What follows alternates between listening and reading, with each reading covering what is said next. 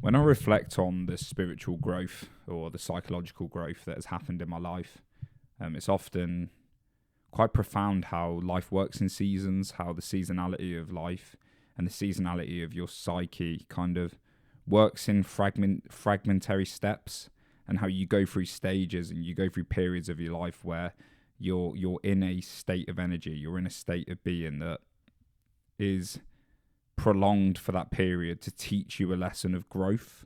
And the older I get and the more I reflect on how I've grown as a person, how I've grown as a human, and who I'm growing into, I start to understand that this idea of progress, this idea of what it is to improve or become better is often measured up by material success and the way society deems and demands success. And that's often not the case when I reflect back on my life and look at what's taught me the most, what epochs and periods of my life I've learnt from them, and how that energy from that period of my life, or that part where my psyche's been stuck, how that part of my life has cultivated me into the person I am today. And it makes me then trust more in this season that I'm in now, and to sit with how I'm feeling, to sit with the corresponding theme of like the overarching feeling of it, and to let that sit, and to lean into it more, and to not try to change it, to not try to resist, and to try and strive when I don't need to resist and strive, and to learn to sit with the motion of life at the minute, and the motion of my psyche and what's happening.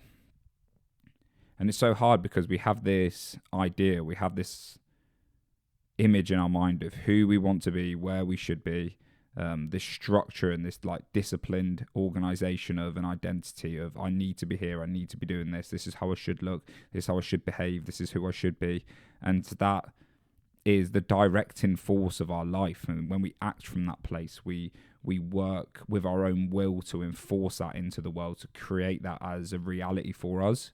And you come from this place of I have this idea of who I think I should be, who I think I am, and I'm going to enforce that and shape that and cultivate that into something that's real and something that is me. And it's like disciplining yourself, and you have to, like, in a way, you have to beat yourself down to repress the things that correspond against that or contradict against that, and until you have the purest form of that, and you've got rid of everything else that contradicts it. And so it's like a sculptor. You're sculpting this identity. You're sculpting this person of who you want to be, how you want your life to look. And it's from this idea of who I think I should be. And I find that's helpful for early development. It was definitely helpful for me when I was in my early 20s, because I'd had the developmental process of early adolescence, or being a child to early adolescence, and forming an ego structure and finding out who I was.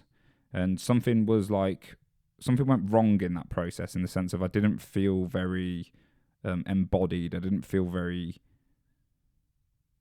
safe in my identity, and to a point where, like, we all feel like that as youth. Youth is full of insecurities and anxieties, and it's okay to feel like that, and that is a part of youth. You feel so lost in your own image of how you're being portrayed, and how do you manage social situations, and you learn through that anxiety, you learn through that lostness. But there was something in that developmental process in me that was worse than what the normal was, and then it came out and it manifested in like extreme social anxiety, extreme self-image issues, and then the urge to go after party and do drugs, and to drown myself in alcohol. And maybe it's archetypally quite normal for the youth today, but it just seemed to go to a bit of the extreme of me. And then I got to a point where that broke down. The running away, the heaviness of my psyche, the heaviness of my soul, in a sense, was too much to handle, and it kind of all collapsed on me. And I felt like my ego structure and my identity of this person I wanted to be, and how I wanted to come across to women, and how I wanted to come across to people, and how I wanted people to perceive me, and who I thought I could be, that all fell, that all just collapsed. And in a sense, I sat there with nothing. I sat there with this level of ambivalence. It was like, I don't know who I am. I don't know what to do. And it was petrifying. It was scary. And it was full of existential dread. I was worried that I was losing touch with reality. I was worried that I wasn't going to be like perpetually depressed and anxious. I was never going to move out of my parents' house and go and be out in the world because I was incapable of speaking to people. And there was all these like this dread and anxiety was just like weighing over me. It was a fuel that was repressing me. But that collapse was helpful in a sense for me, because now I look back now, and that was where I made the most progress in terms of I understood the importance of control in youth and the importance of fixing your aim at a goal and making that happen, and the confidence that can give you. And for me, it was the gym. It was getting in shape.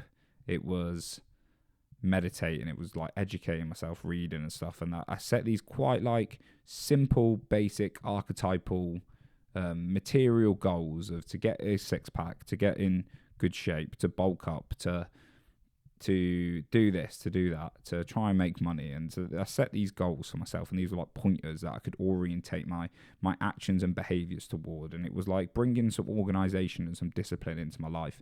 And it worked in a way. Like, it really structured me and gave me some confidence that if I put my mind to something, I could achieve it. And then getting the feedback from getting in shape, and then people noticing like, wow, mate, you look way better. Like, you went from being really skinny fat to like you have a six pack and you got muscles, and all of that was like validating in a sense, because it was then showing me who I could be. But then I got lost in that process. I got lost in creating this ever reaching goal of being this perfect being, of trying to cultivate and discipline myself to be this sort of person. And then the more like I followed down that path, the more I would fixate and focus on that point, and then that then was taking me away from the lessons that I had to learn from life. And I felt like in that process I developed a strong base to the point where I felt like I wasn't going to lose the ground beneath my feet. I wasn't lost in social anxiety. I wasn't lost in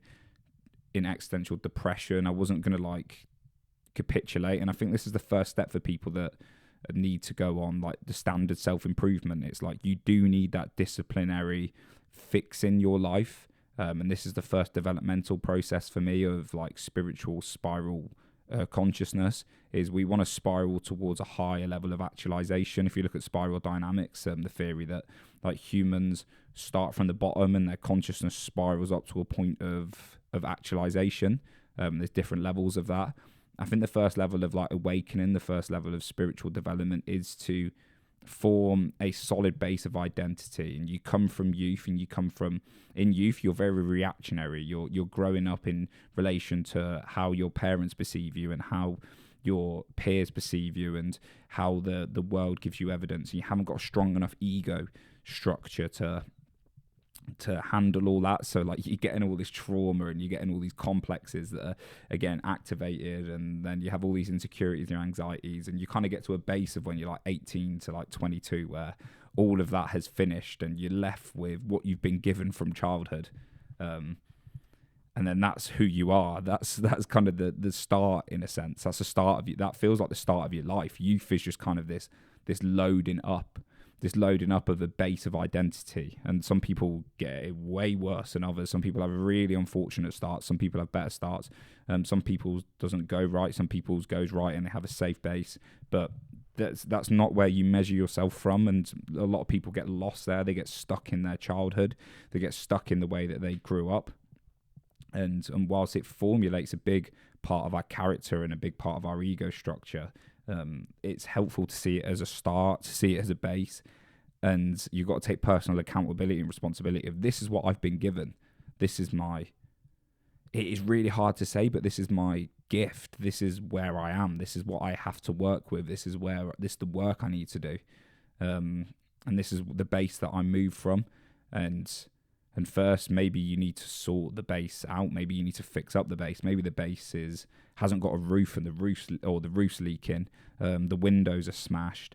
And think of it as like it's your house. Maybe the plumbing doesn't work and the electricity doesn't work, and maybe you have to start by just fixing things at first. Maybe you have to start by just building the fundamentals of the house and getting them in order, and making sure that you haven't got a leaky roof, making sure you haven't got you're not constantly waking up with burst pipes and all these things, your childhood trauma. You have to go and work on that and fix it, and you have to develop discipline to do that. You have to get up and fix the plumbings, and you have to get up and fix your diet, and you have to get up and structure yourself into a health routine and structure yourself in the world to earn money. And so the young youth process is a level of fixing and building. It's like building things and fixing what you've been given from childhood, and then building a foundation for yourself, but building a structure of your ego to the point where you feel like you have a sense of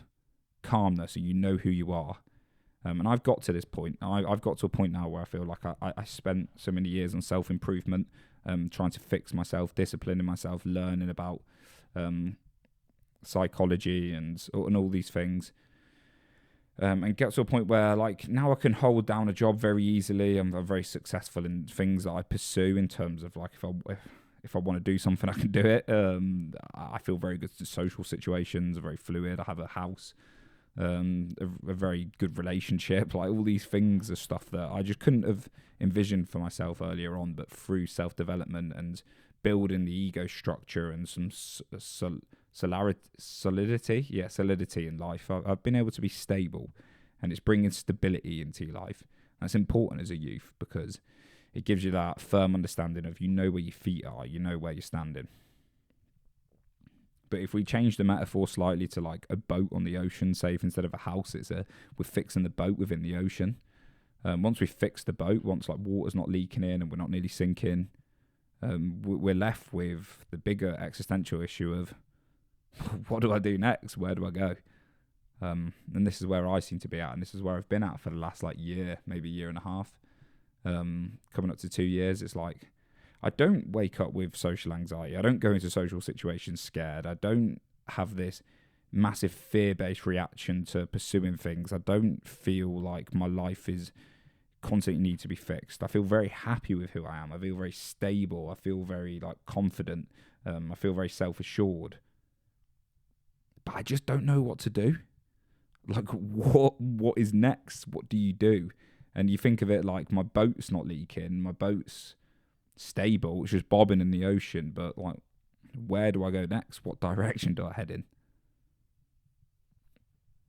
And every time I try and force a direction, I'm like, I'm going to go west, right? I'm going to focus on trying to be a content creator, or focus on trying to be successful in this endeavor. And I go towards that way. It's just like, you don't have the energy to move there. It's like you spent so long fixing your boat that like nothing sustains itself. Like, you just go and you see nothing in sight, and then you're like, what's the point in this? I don't even know if I'm heading in the right direction.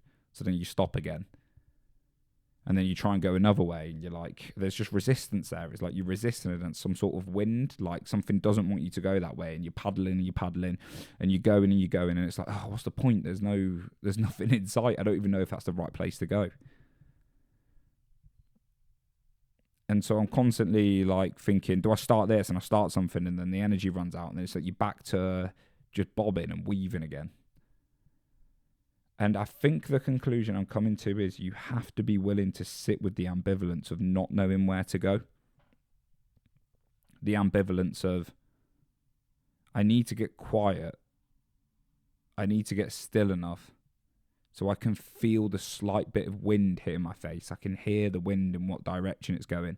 And maybe you need to be in tune with life in terms of where it's teaching you and where it's showing you where to go, and what is the maybe the mundane part of life teaching you. What is it showing you? Where do you need to go? Because that will often reveal where you should be following. And it's about getting in touch with the seasons of life again, of like, this is the part you're in now. I'm in an ambivalent part. I don't know what to do part, but that's okay. Sit with the not knowing what to do, because that space of not knowing what to do allows the things to unfold, things to unravel. And you must be quiet within your mind to feel the nature of where things are pulling you. And if the wind's trying to push you one way, but you're not aware enough to look at the wind, you're not aware enough to to feel the sensation of the wind hitting you in the direction. You don't know the wind's pushing you in that direction, and you can be going in an opposing way that's causing resistance. And so you need to be quiet, you need to be still for a while, and you need to be willing just to like kind of stick your finger up and feel like, where's the wind going? And that's just to stop and watch life go by. And I've got to that point now where I'm like, I need to stop and watch life go by. I just noticed, guys, I look at myself and I look pale. This is what UK winter does to you, lad. Like, do you know when you just work full time and just like, you're just so tired because like life's just happening. I've got this new house and everything happening, and I'm just like, why? I actually look ill at the minute. Normally I don't look this ill. I don't look like decrepit. But it's kind of just a season of life I'm in where things are busy. Sleep isn't always as available as it could be. Maybe I'm not putting as much detail and attention to my diet and stuff, and then you're looking at yourself and you're like, wow, I look like a ghost. I look ill. But yeah, trust in the process and trust and listening to life. And I can't tell you what the next stage of life is because I'm not there, and I can't teach that part. But what I can relate to you is that the first season of life, which has worked for me, which is like developing some structure and discipline and building some sort of foundation. And I think the skills that I learned from building that foundation of self-development and discipline and pursuing my own inner callings of that time period, that has allowed me some structure and some organization principles within my mind and some coherency to know that I can sit within ambiguity and still operate in a way which is like self-sufficient. I'm sustaining myself and I'm not going to be destructive. I'm not going to fall back into addictions. I'm not going to fall back into like social anxiety and all these bad things that I was pursuing before, these bad habits are not going to fill their way into me because I've dealt with them, I've worked through them. And it's not just standard self-improvement work, it's deep psychological work that I went through. It's years and years of reading, like quite in-depth psychology. It's years and years of meditation. It's years and years of like eating clean and working out and paying attention to the inner dynamics of my mind, the conflicts and the contradictions that go on between the complexes and the parts, and working with the lower unconscious and the higher unconscious, and having all these parts have allowed me to get to a point where I feel stable. But that is a process that happens over time. And it's something that you need to work on. Meg, I'm just recording a podcast. That's right. And that's something that you work on over time. And you need to do that first stage. And once you've done that first stage, you can get yourself to a point where you can sit with the ambiguity. And what comes next, I don't know. But I do believe that I'm coming to the conclusion that when you're in this part, you do need to sit with the ambivalence of not knowing what to do. And because we do think the importance of our ideals, the importance of who we think we are, foresee everything, and that's the most important thing. It's that self-importance. It's like we know, I know who I should be, I know what I should be doing. And then that then does stop you from looking around and thinking, what is life teaching me? What are these things teaching me? And that's having a bigger idea of the unconscious, having a bigger idea of God and fate and how all that comes into play. But I think that's everything I want to say today, guys. I hope that was helpful in some way. And yeah, I don't really have much more I can speak about because like I don't know the next stage. I can't foresee the next stages and developments. But when I get there, I can reflect back and look, and I can be in that, and then that's when you can speak about it. But I can't foresee, I can't tell the future. So who knows? But thank you very much for listening, people, and I'll see you all in the next video.